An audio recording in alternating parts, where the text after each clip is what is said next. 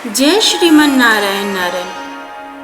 भक्तगणों, आज के इस वीडियो में हम सुनने जा रहे हैं वैशाख मास महात्म्य कथा अध्याय 4। इस कथा में वर्णन है ब्रह्मा जी का यमराज को समझाना और भगवान विष्णु का उन्हें वैशाख मास में भाग दिलाना। तो आइए सुनते हैं। ब्रह्मा जी ने कहा, हे यमराज, तुमने क्या आश्चर्य देखा है? क्यों तुम्हें खेद हो रहा है? भगवान गोविंद को एक बार भी प्रणाम कर लिया जाए तो वह 100 अश्वमेध यज्ञों के अवभृत स्नान के समान होता है। यज्ञ करने वाला तो पुनः इस संसार में जन्म लेता है, परंतु भगवान को किया हुआ प्रणाम पुनर्जन्म का हेतु नहीं बनता, मुक्ति की प्राप्ति करा देता है। जिसकी जीवा के अग्रभाग पर हरि ये 2 अक्षर विद्यमान है, उसको कुरुक्षेत्र तीर्थ के सेवन अथवा सरस्वती नदी के जल में स्नान करने से क्या लेना देना है? जो मृत्यु काल में भगवान विष्णु का स्मरण करता है, वह अभक्ष भक्षण आदि से प्राप्त हुई पाप राशि का परित्याग करके भगवान विष्णु के सायुज्य को पाता है, क्योंकि भगवान विष्णु को अपना स्मरण बहुत ही प्रिय है। हे यमराज, इसी प्रकार वैशाख नामक मास भी भगवान विष्णु को प्रिय है, जिसके धर्म को श्रवण मात्र से मनुष्य सब पापों से मुक्त हो जाता है। उसके अनुष्ठान में तत्पर रहने वाला मनुष्य यदि मुक्ति को प्राप्त हो तो उसके लिए क्या कहना है। वैशाख मास में भगवान पुरुषोत्तम नाम और उससे यश का गान किया जाता है, जिससे भगवान बहुत प्रसन्न होते हैं। पुरुषोत्तम श्री हरि संपूर्ण जगत के स्वामी और हमारे जनक हैं। यह राजा कीर्तिमान वैशाख मास में उन्हीं भगवान के प्रिय धर्मों का अनुष्ठान करता है, जिससे प्रसन्नचित होकर भगवान विष्णु सदा उसकी सहायता में स्थित रहते हैं। भगवान वासुदेव के भक्तों का कभी अमंगल नहीं होता है। उन्हें जन्म मृत्यु जरा और व्याधि का भय भी नहीं होता है।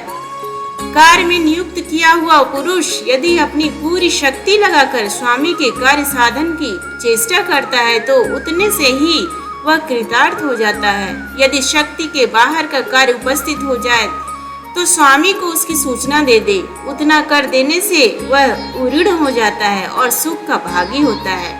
जिसने उस प्रयोजन को स्वामी से निवेदित कर दिया है, उसके ऊपर ना तो कोई ऋण है और ना पातक ही लगता है। अपने कर्तव्य पालन के लिए पूरा यत्न कर लेने पर प्राणी का कोई अपराध नहीं रहता। यह कार्य तुम्हारे लिए असंभव है, अतः इसके विषय में तुम्हें शोक नहीं करना चाहिए। ब्रह्मा जी के ऐसा कहने पर यमराज ने 3 वाणी में कहा, हे तात, मैंने आपके चरणों की सेवा से सब कुछ पा लिया। तब ब्रह्मा जी ने पुनः समझाते हुए कहा, हे धर्मराज, राजा कीर्तिमान विष्णु धर्म के पालन में तत्पर है। चलो हम लोग भगवान विष्णु के समीप चले और उन्हें सब बात बताकर पीछे उनके कथानुसार कार्य किया जाएगा। वे ही इस जगत के कर्ता, धर्म के रक्षक और नियामक है। इस प्रकार यमराज को आश्वासन देकर ब्रह्मा जी उनके साथ क्षीर सागर के तट पर गए। वहां उन्होंने सच्चिदानंद स्वरूप गुणातीत परमेश्वर विष्णु का स्तोत्र किया। ब्रह्मा जी की स्तुति से संतुष्ट होकर भगवान विष्णु वहां प्रकट हुए। यमराज और ब्रह्मा जी ने तुरंत ही उनके चरणों में मस्तक झुकाया।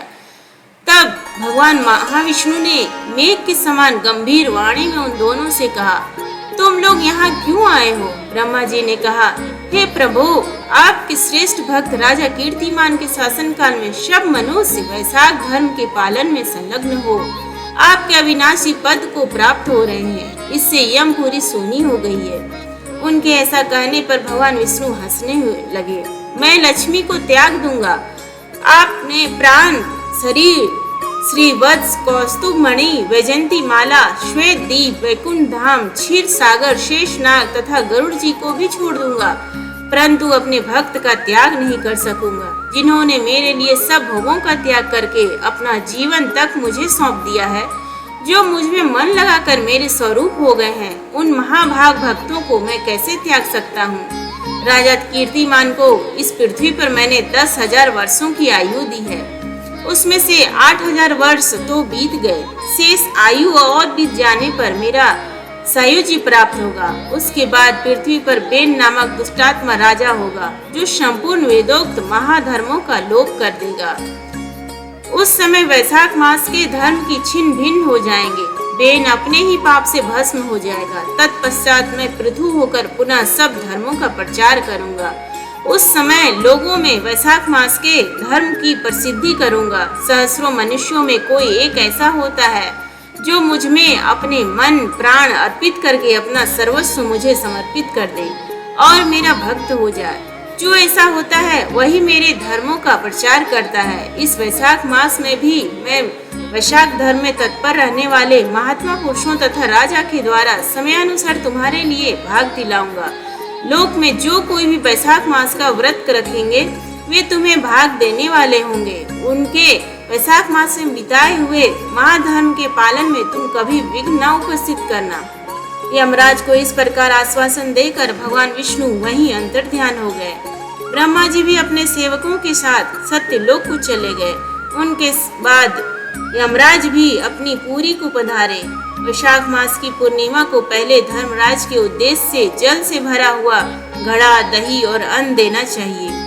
उसके बाद पितरों, गुरुओं और भगवान विष्णु के उद्देश्य से शीतल जल, दही, अन्न, पान और दक्षिणा फल के साथ कांसी के पात्र में रखकर ब्राह्मण को देना चाहिए। भगवान विष्णु की दिव्य प्रतिमा वैशाख मास की महात्म्य कथा सुनने वाले दिन ब्राह्मण को देनी चाहिए। उस धर्मवक्ता ब्राह्मण को अपने धन से भी पूजित करना चाहिए। राजा कीर्तिमान ने सब कुछ उसी प्रकार किया। उन्होंने पृथ्वी पर मनोवांछित भोग भोग कर शेष आयु पूर्ण होने के पश्चात पुत्र पौत्र आदि के साथ श्री विष्णु धाम को प्रस्थान किया।